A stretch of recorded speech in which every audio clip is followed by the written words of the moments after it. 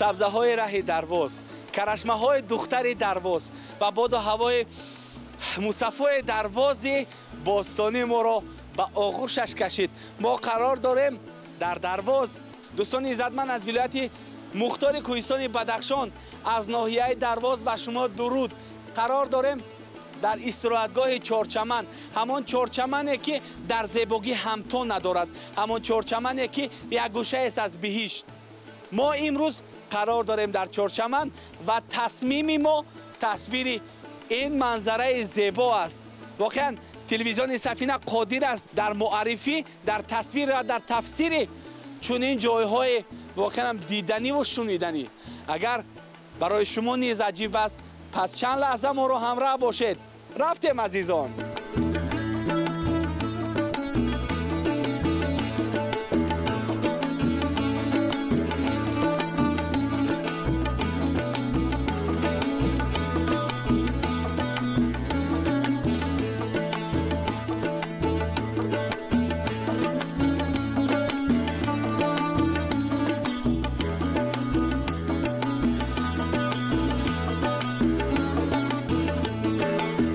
آب‌های مصفای تاجیکستان عزیز، کوه‌های سر به افلاک کشیده بدخشان کوهی ما را آورده به آغوش خود و اینک ما تصمیم تصویرشان داریم. رفتیم.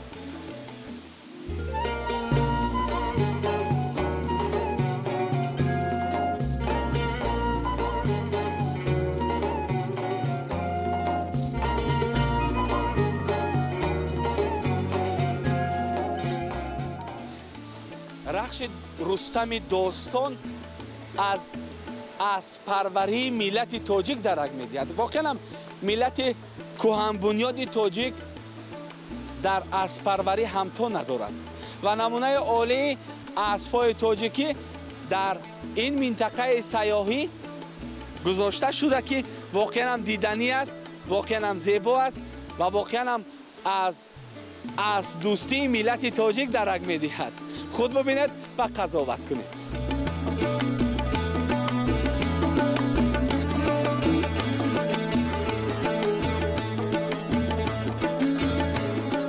واقعا زیبایی اینجا تصور ناپذیر است. ناموس ملت در بغل. افتخار از آن داریم که هر گوشه تاجیکستان تماشاباب است، هر گوشه تاجیکستان افسانه‌وی است و هر گوشه تاجیکستان دوست داشتنی است. به مانند موضع استراحتی چهارچمن واقعا زیباست.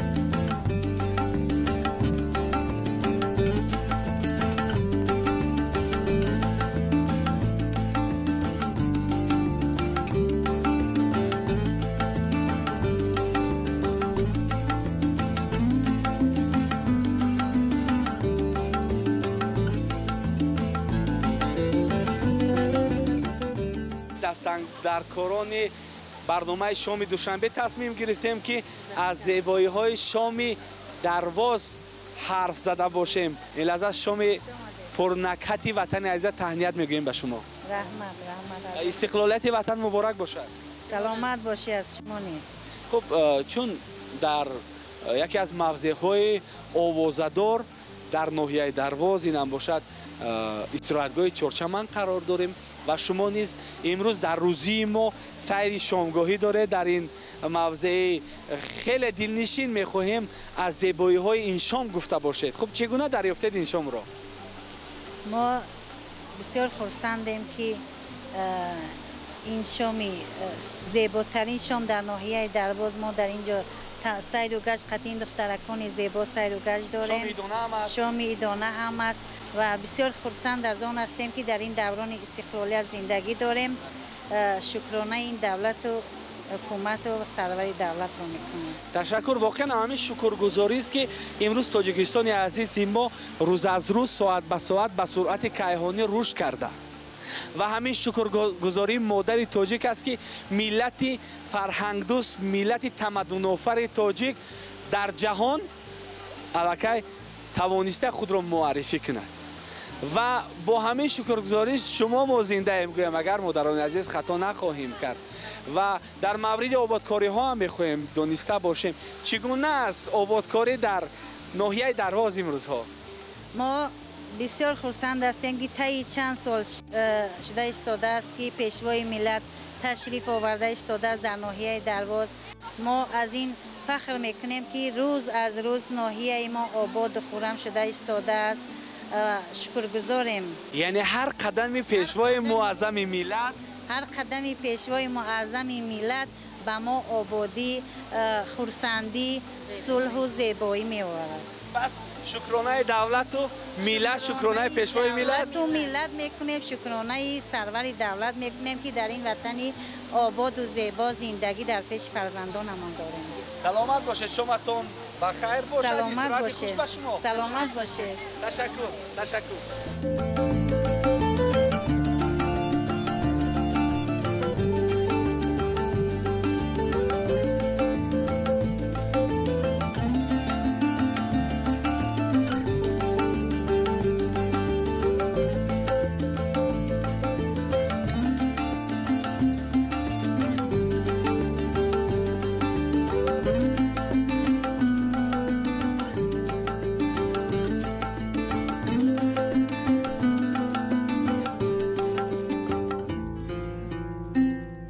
Салам алейкум.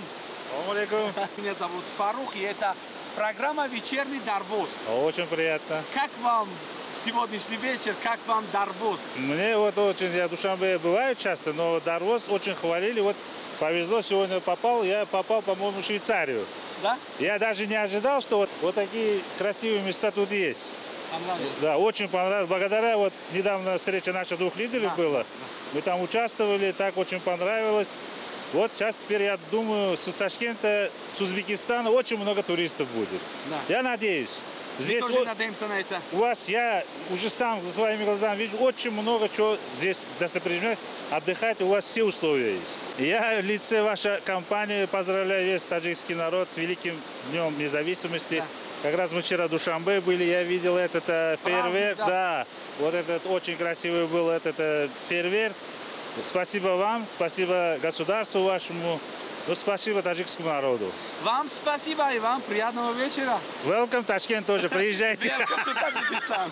Спасибо большое.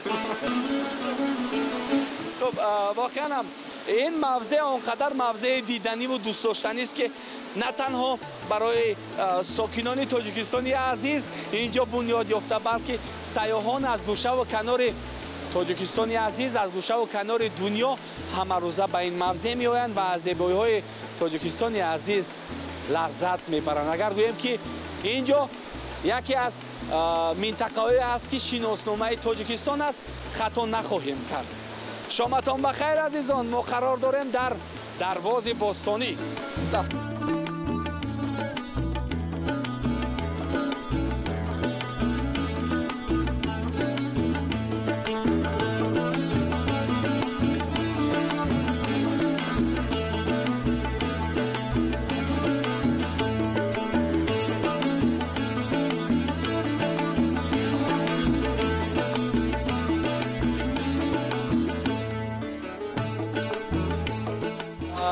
خیلی از دیدار گلدختران زیبای درواز خوشمان آمده و حتما که نفری از شما در وصف وطن عزیز شعر میتواند قرائت کرده یا نه؟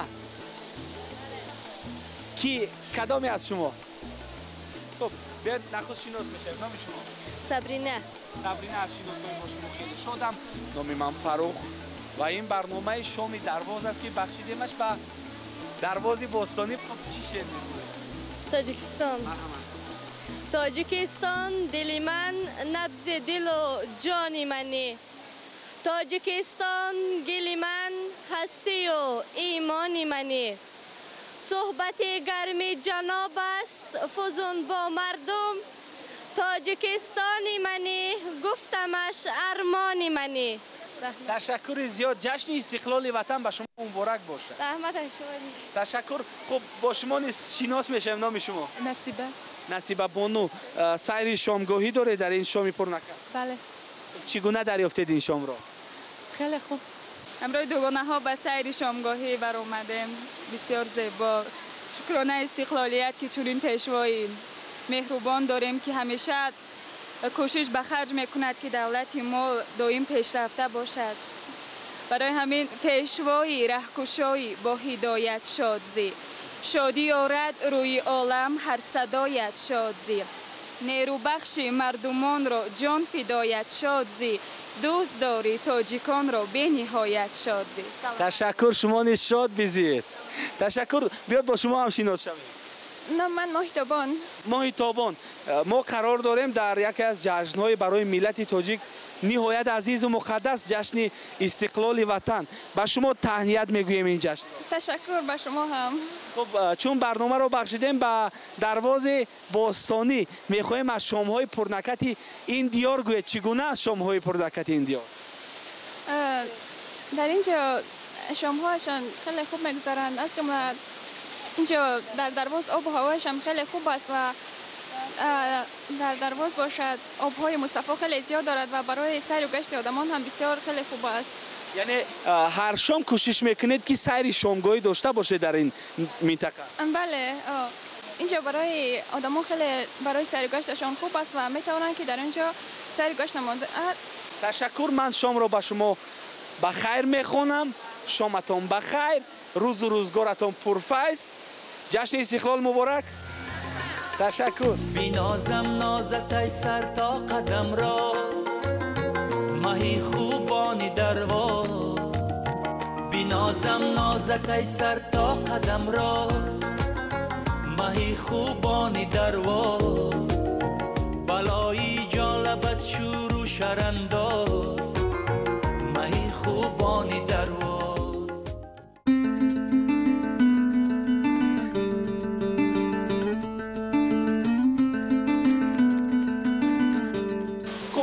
истироҳати мардум дар истироҳатгоҳи чорчаман аз он далолат медиҳад ки воқеан ҳам истиқлоли ватан тавоност барои сайри шомгоҳӣ, сайри осоиштаи мардум ва ин мавзее ки хеле диданӣ, хеле дӯстдоштанист барои сайру саёҳати одамон мувофиқ уфтода ва сокинони дарвози бостонӣ метавонанд дур аз ҳама ранҷурҳои зиндагӣ шодиона, хурсандона ва бо шукрона аз ин даврони соҳибистиқлолии ватан як сайри осоишта дошта бошад. мо низ ҳамроҳшон сайр дорем дар ноҳияи дарвоз. рафтем.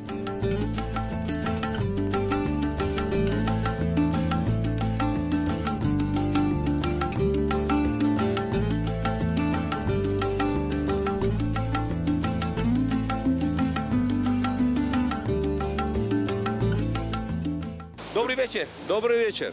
Ассаламу алейкум. Ассаламу алейкум. Ну как вам? Ну, что я скажу, у меня нет слов. Я в 93-м году последний раз был в Таджикистане. Какие изменения? Ну, одним словом это не скажешь. У вас какой формат передачи? Часов 5 есть у меня? Да, можно. Тогда начинайте. Пошел хронометраж. Не, ну, естественно, я был приятно поражен тем, что произошло здесь. Я побывал в Арзобе, поехал тоже в красивое место, приехал. В Арзобе я был просто в шоке, честно говоря. Ну, я вспомнил природу, люди те же самые, конечно. Но то, что поменялось, инфраструктура, то, что сейчас видно, что Таджикистан становится частью, он уже стал частью хорошего цивилизованного туристического мира. Да. То есть сюда абсолютно не зазорно пригласить людей из разных стран света, и будет не стыдно совершенно. И мы тоже назвали этот год как год туризма в Таджикистане. И поэтому мы очень рады встретить дорогих гостей из других стран в наш край. Ну вы знаете... Приветствуем вас. Спасибо большое. Ну как вам Дарвоз? В Дарвозе я первый раз.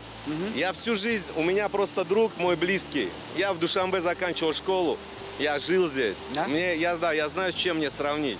Сейчас я из Москвы приехал. И у меня друг, он сам из Дарвоза. Да? Из Дарвоза, и он всегда меня хотел сюда привезти. И вот наконец-то. И я приехал. И я, конечно, я здесь вообще, ну, словами не передать. Потому что если от Варзоба еще можно ожидать, потому что близко к столице вроде, а Дарвоз, ну, ехать сюда не близко, во-первых. И во-вторых, да, как бы где Памир, где Душанбе, но здесь уровень сервиса, гостиница. Ну, природа что? Природу ее как бы, ее никто не придумывал, она всегда здесь такая была. Но подстроить вот эту природу, показать ее красоту, создать такую систему, это, конечно, большое спасибо надо сказать руководству республики и всем тем людям, которые делают все это для Таджикистана. Для меня, вот правда, у меня прям вот гордость за Таджикистан возникает. Вот в таких местах. Правда. От души спасибо вам огромное. Вам спасибо. И гостеприимство, люди, как всегда, все на самом высшем уровне. Спасибо вам и приятного вам вечера. Welcome to Tajikistan. No problem, anytime. Thank you. Спасибо.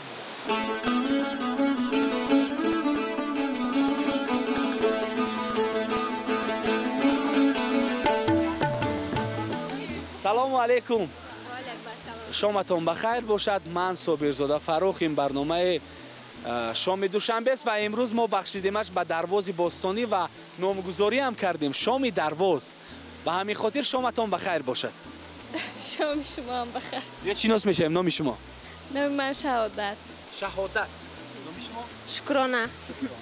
مدرسه. مدرسه شهادت و شکرانه. جشن استقلال مبارک باشد برای شما. برای شما.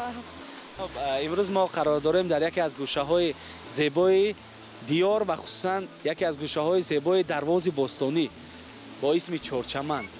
خود از چمنستان این گوشه حتما که دیدن کرده. بله. چگونه است؟ خیلی زیبا است. هوایش فارم با دل می نشیند. خیلی دیدنی هم است. بله. خب شما امکان دارد که هر شام بیایید به این موضع یا اینکه گاه گاه بعضا برسای به شما پیسند است؟ بله. خب چون این لحظه ها قرار داریم در روزهای جشنگیری استقلالیت وطن امکان هم داریم که هموطنان عزیز به این جشن تهنیت گفته باشیم. 27 سالگی استقلالیت دولت تاجیکستان با کل مردم تاجیک مبارک باشد. به شما نیز مبارک باشد. به شما استراحت خوش تمنا میکنیم. همیشه مثل چورچمن زیبا باشید. رحمت. تشکر. سلامت باشید. شامتون بخیر. شام شما هم بخیر. سلامت باشید.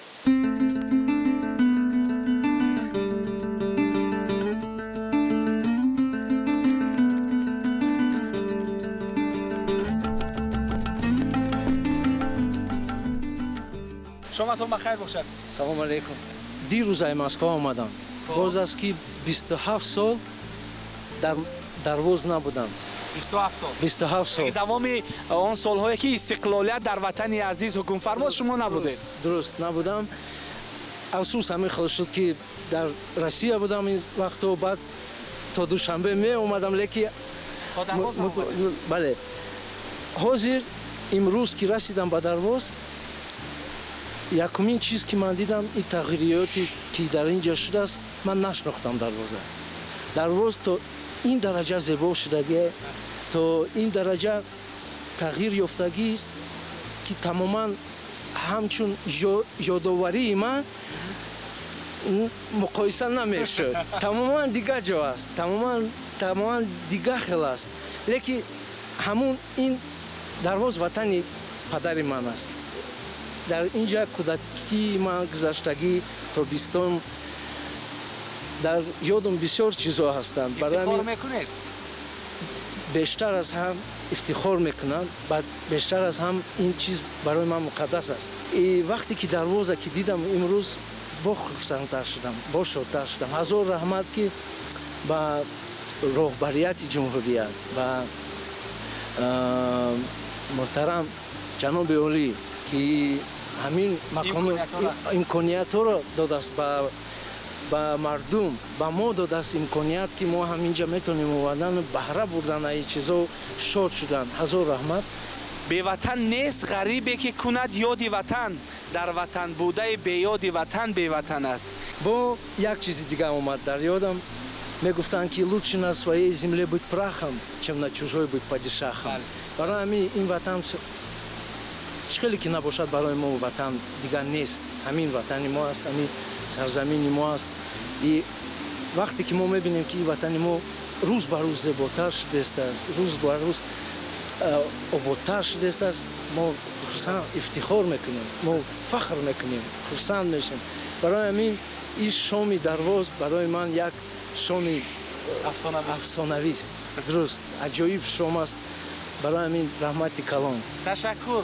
و ما را میباید که برای آبادی هر یک گوشه وطن عزیز سهم باشیم. نه حتما. و افتخار کنیم از هر گوشه تاجیکستانی عزیز. حتما. تشکر. شما تا بخیر. رحمت کلان. رحمت.